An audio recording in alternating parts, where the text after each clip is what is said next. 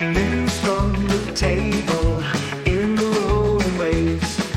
Dice in our hand, we're the dungeon's brave. Adventures tonight. Tabletop role-playing game news for Monday morning. It's time for all the tabletop role-playing game freebies, sales, and bundles that are available for you this week. Good morning, my friends, and welcome. It is I, the OGGM, broadcasting live from Site B on the 7th day of Spooktober. It is hazy, but it looks like the sun is coming out here in Ventura. How y'all doing? Hopefully you survived the weekend, and we're ready for some new links. And the first one, of course, I've got to do a shameless shout out, is the Seth's Gear and Ammo Halloween zine by yours truly, the OGGM. Only $3 at Postmortem, link down below. Why support those guys when you can support me? Yeah. Now let's get back to the normal stuff. But I had to throw in that self, promotion because, yeah, that's what it's all about, right? All right. Thank you, as always, Ian World, for providing us with these links. Right up, we have some stuff for the advanced role-playing game, the Expanse role-playing game. They're two separate games, so they could be the same. This is a quick start for the Expanse Transit Union Edition. It's an updated edition of the Expanse RPG that takes place somewhere between books 6 and 7. Because, yes, there's a book series based upon the Expanse. What a weird history the Expanse has had, right? I mean, it's just so bizarre, the peaks and valleys of what started as a thought experiment, right?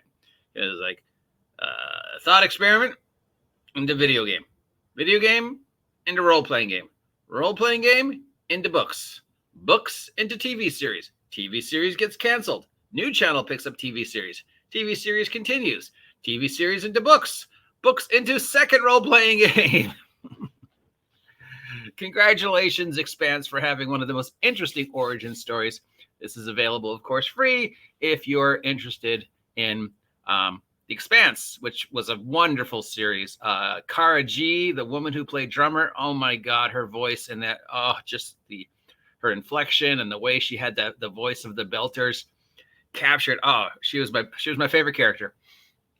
I could just listen to her talk. It wasn't like oh, I'm hot for her. It's like, just what a great voice she found for that character. So yeah, if you've ever wanted to see Traveler, the role-playing game, turned into a TV series, it would be this. Chaosium has got some new love for Call of Cthulhu. Just time for spookiness. This is called the Order of the Stone. It's about, I don't know. It doesn't say. It's just maps, character sheets, players' handouts, and more to have digital along with the printer-friendly stuff for, I guess, Order of the Stone is a Call of Cthulhu adventure? Maybe?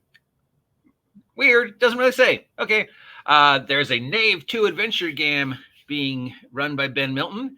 It's got 100 entries available so far on itch.io. Pay what you want. So if you're looking to pick a bunch of free stuff for Knave, the role-playing game, check it out. I reviewed Knave a while back. I'll probably cycle around reviewing it again. I use Knave for the game I'm running every Saturday. So if you want to check out how Knave kind of works, so yeah, check it out. Big fan of Ben Milton and his stuff. Not a big fan of itch.io, but hey. We got some more spooky stuff. This one for Shadowdark is called All Hallows Eve Halloween Carousing. So we have cyberpunk candy, I guess, new optional rules, locations, and more to add some spooky stuff to Shadowdark. Yeah, Halloween and Shadowdark. Did I say Shadowrun? Shadowdark. Tasher Peterson has a one-page horror RPG called Zombhell, Zombie Punk RPG, where the gates of hell had opened to the dam, infecting the bodies of both the dead and the living. Zombie Punk RPG. You didn't invent that. Atomic horror punk is old, girl. You didn't invent the word horror punk or zombie punk. I'm sorry. There's something called Goth-Hoblins, Grimoire Issue 3 Folk Horror. It's in time for spooky season. It's a zine featuring magic spells, adventures, monsters, all inspired by classic folk horror. That's, it's always like, what do you mean by classic folk horror? But I guess, scary stories that have spread through a population from, generation to generation, and what might started out as a ring around the rosy, right? It would be a perfect one of like how one thing became another thing. So I guess with those classic folk horror, Edgar Rice Burroughs, Edgar Allan Poe, stuff like that. Moongate Exploration releases The Curse of Blightwood Hollow for 5th edition. High-level characters. This is for 5e, not 6e. We're pretty soon we're going to have to reach the point where we're going to have to start to differentiate, right? And if you don't think you do, I assure you Wizards of the Coast is going to, where you have to go through into Blightwood Hollow and look for stuff, all the while avoiding the spookies that are waiting to eat you. The Wandering DM has released Immortality Manor. It's a gothic horror sandbox in a haunted house. Who doesn't love a haunted house? Haunted house is very hard to run. Driving and Dragons just did a video about fear in haunted houses, and Ravenloft, because you can't talk about tabletop role-playing game haunted houses without talking about Teagle Manor and Ravenloft. So that's a good one to watch. The Drowning Village is an Osric adventure where you are at a coastal village which has withstood waves and everything else, but now it has to deal with mysteriously rising seas. Is there something supernatural and sinister behind it, or is simply just the fact that oceans rise and you built your city too close to the ocean? Erosion? What's that? Just ask anybody who has built a house in Southern California along the coastline in the past, 100 years, or in Studio City, up in the Studio City hills during the rain. Yes, erosion happens. My house is in the valley. Well, congratulations. That's really good. It was really good property. Your house got in the valley. It didn't start in the valley. I built it on the hill. Oh, sorry. There's a little bit more whimsical stuff because I love whimsical stuff. This has got the Miraculous Mousy Metamorphosis, where your party is accidentally turned mouse-sized and send on a mouse-like adventure through a world seen through teeny eyes. So, the Littles, Honey, I Shrunk the Kids, but D&D. Honey, I Shrunk the D&D characters. Anybody remember Dr. Shrinker from Sid and Marty Krofft? As Copy has a brand new adventure over at Dungeon Masters Guild. There's a rumor that Dungeon Masters Guild is folding. I don't know if that's true or not. This is called the Shrine of Infinite Branches, where you have to go to a shrine to stop an evil from returning. Because, it's never go to the shrine and just hang out. It's always evil. We've got from Jay Shancy an adventure called Shadows Within, where you must deal with the fact that some guy has unwittingly released an ancient evil from a crypt. Why was he digging in the crypt? There's nothing unwittily about it. He was in that crypt for a reason. He knew the job was dangerous, and he did it anyways. No one to blame but himself. We have a new setting for D20 called the Land of Mist. It's an art-free edition, which includes stats, character classes, character races, and other things for the Land of Mist. So, Ravenloft. We've also got another setting called Brozo, Island of War and Winter, featuring a brutal frozen wasteland where various factions fight over an island. So, Isle of the Dead? And then we have Cryptus, a 10-page OSR class list system where you do more OSR D20 stuff. So, I don't know. I've lost count, but I know we're up to like 500, almost 1,000 of these now, maybe more. Okay, lightning round number 1. 1, 2, 3, 4, 5, 6, 7, 8, 9. New thingies, generators, maps, stuff like that for your 5e fun or any game. And 1, 2, 3, 4, 5, 6, 7, 8 new subclasses / backgrounds for 5e or any D20 game. And we have a third one. This one is just a random selection of optional rules systems. 1, 2, 3, 4, 5, 6, 7, 8 new optional rule systems for various D20 system agnostic games. They're not new system agnostic. Agnostic? Did I just invent a new word? Agnostic? Puffalope. There's a reference, see if anybody gets. So these are alternate rules for systems that aren't just D&D, like Mothership. Okay. Feels like an afterthought. Like you made the list and then you went to print and then you're like, oh shit, I got more things I need to put on. I'll just throw them in a lightning round. All right, moving on to bundles. We've got a Warhammer Day bundle. Warhammer Day is today? Tomorrow? Yeah, it's tomorrow. Warhammer Day is tomorrow. 25% off anything Warhammer on the various sites. This one is at the pressing the link to see where we are located.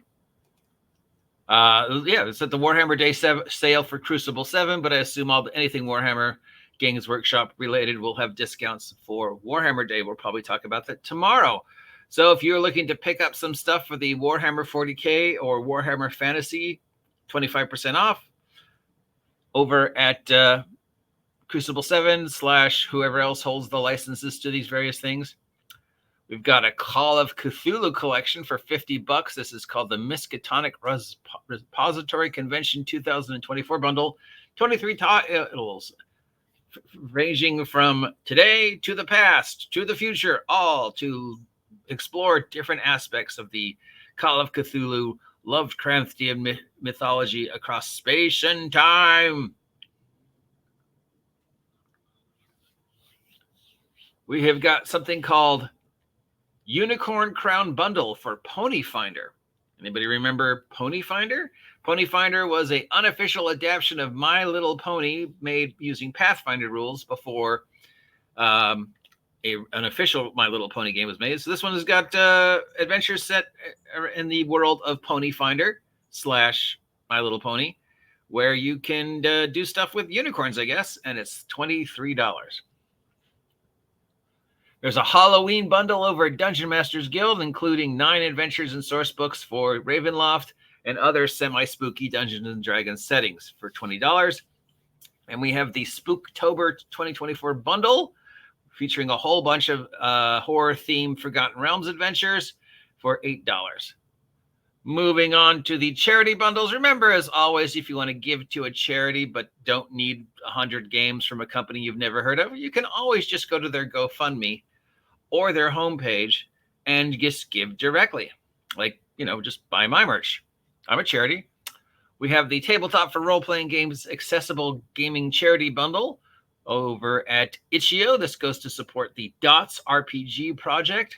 300 titles from 135 graders, including Glitter Heart's 5-year mission and the Mystery Business, if those all sound vaguely familiar, as they're based off of existing IPs. It's because they are. Now, I don't know if all 135 creators are people who need accessibility issues. I'm not sure what a accessible gaming charity bundle is. Are you going to have games in Braille for those, Are you going to have games that come with sign language? Or I don't know what else. You're going to have games with larger print for people who have hard or laid out for people with dyslexia. I mean, there's what does an accessible game mean? Well, my game is wheelchair accessible. Oh, you mean you put things in the adventure because you wanted to confront the wheelchair accessibility? No. My actual game is wheelchair accessible. I don't understand. It's a stack of paper. How? You put a ramp onto the stack of. Why? Why would you? I don't know what that means. But if it's a charity you want to support, it's $10. We've got the Collective Heart bundle for the housing fund. I guess it's to help people who need housing. This contains 54 titles from various things of fantasy, sci-fi, horror, atomic age, post-apocalyptic. Notice no mention of superheroes. And this is from Mean Gene Press, not Mean Gene Oakland, Mean Gene Press. Speaking of Pooktober, there is a World of Darkness bundle over at Humble Bumble. This features a whole bunch of stuff for the World of Darkness. Vampire stuff, werewolf stuff, with mage stuff, pretty much any of the games that they've made. They have stuff. And if you go for the top tier, you will also get the vampire card game, which I believe is experiencing a revival recently. A very, very subtle, silent, but revival. I've seen a couple post about the Vampire the Masquerade collectible card game. It has peaks and valleys as well. There's times when it is really popular, and then there's other times when people forget that there was a Vampire the Masquerade card game. The Vampire the Masquerade card game is really good. If you've never had a chance to play it and you're interested in the collectible card game phenomenon and you don't have the money to invest in Magic, this is a good substitute. I enjoyed this one very much. I don't remember what my deck was. I think it was a Sabbat, but I'm not sure. But I enjoyed playing it. So $40 gets you the physical stuff, but if you just want the PDFs, it's $18, and it is user-defined. So it means you can go to any charity you want, like me. Goodman Games has their D&D adventure bundle featuring a huge collection of stuff that people have made for 5e, not 6e, 5e, including their Crypt of the Devilish. If you $30 gets you all the PDFs plus a physical copy of Crypt of the Devilish shipped to you. If you don't want Crypt of the Devilish shipped to you, but you just want all the PDFs and stuff, $18, and this goes to support food banks around the country.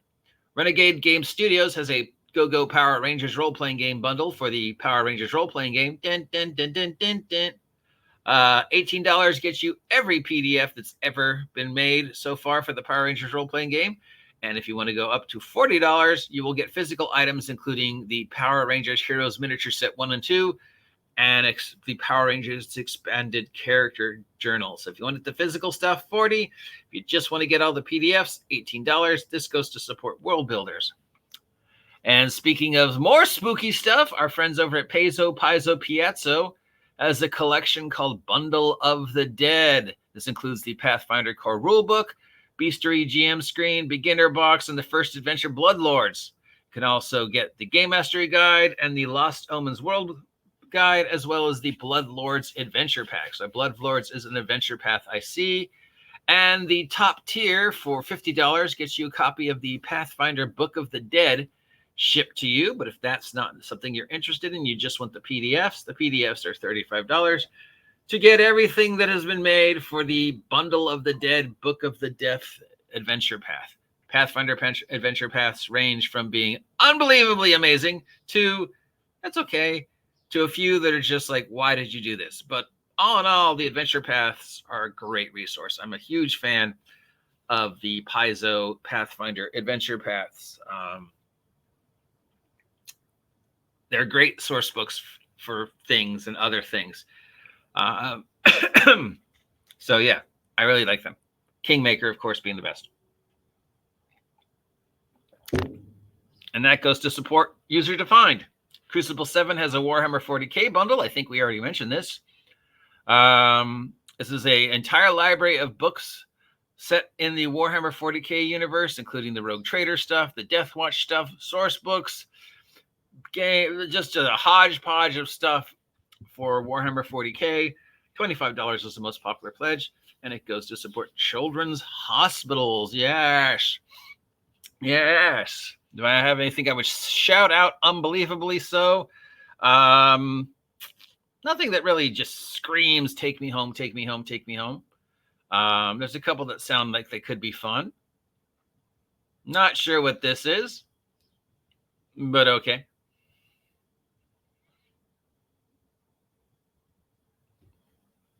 That's fun. Yeah, nothing that screams, take me home, take me home. I can't leave home without it. But yeah, there's a few on here that might be worth your time. Or not. I don't know. Links down below. But of course, the only thing you really should get is mine. It's just ignore everything I just said for the past 20 minutes and just buy my merch. Links down below. Till next time, I'm the OG GM. If you appreciate this content, let me know. If you never want to hear me do this ever again, let me know. I can't go forward if you don't tell me what you want to see on the channel next. I'll talk to y'all later. Stay safe out there.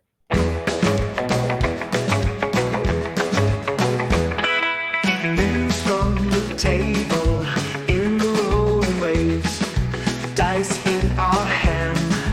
We're the dungeon's brave. Adventures tonight with our mighty team. Heroes we become, living out the dream. Roll the dice, feel the thrill. Monsters we will overthrow. Questing